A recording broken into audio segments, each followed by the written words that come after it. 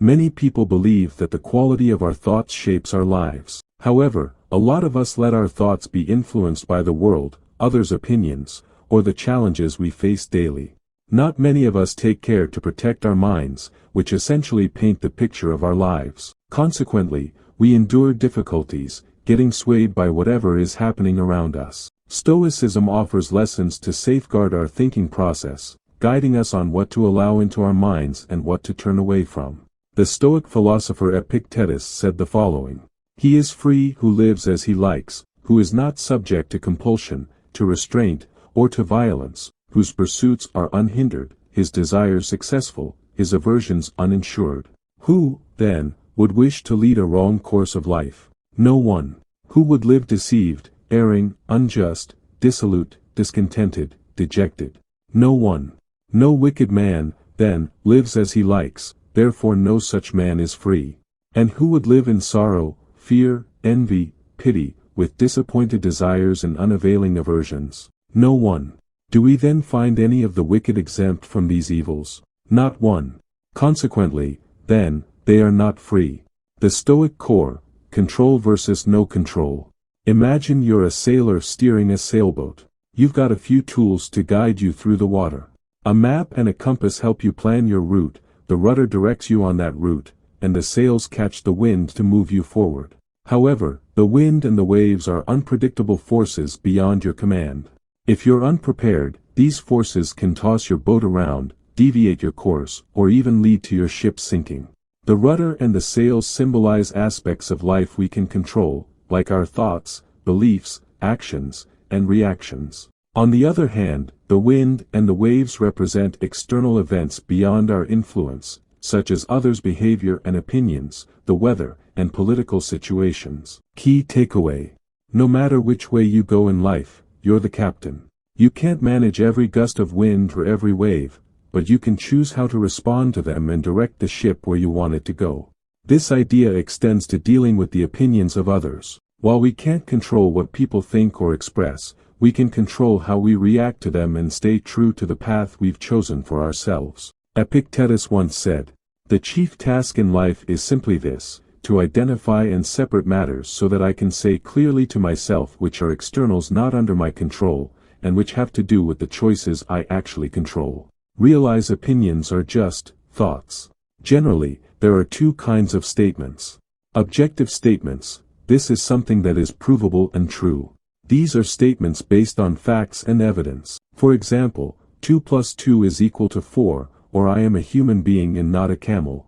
Subjective statements: these are statements or perspectives based on feelings, opinions, or emotions. When we encounter objective statements, it's straightforward to fact-check and determine what's true and what's false. Dealing with these is relatively simple. The challenge arises with subjective statements and opinions. This is particularly tricky because some individuals tend to mix their personal beliefs with objective facts. Opinions are like sunglasses. When it comes to opinions, everyone sees the world differently, using their own lens or perspective. This lens is shaped by past experiences and colors everything they observe. People's opinions about you often say more about their lens, their experiences, biases, and background, than about you.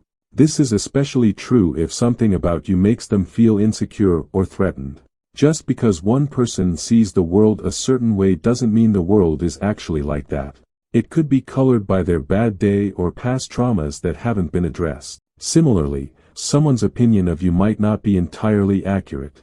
It's just their impression of you filtered through their own lens. Epictetus once said, "Remember, it is not enough to be hit or insulted to be harmed, you must believe that you are being harmed."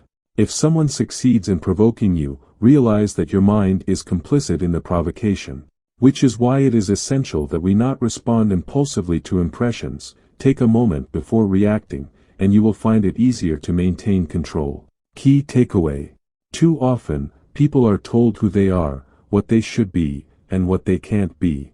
The truth is, no one can truly know who you are. All they can do is form a judgment about you, influenced by their own experiences, beliefs, values, and insecurities. That's why it's crucial to question the judgments people make about you. Many times, they'll be inaccurate. Occasionally, they might reveal things about ourselves that we overlooked. Still, it's important to always question them. This applies not only to our opinions about ourselves but also to the opinions others have about the world around us. Develop your inner circle. In 1998, Pierre Hadot published a book called The Inner Citadel.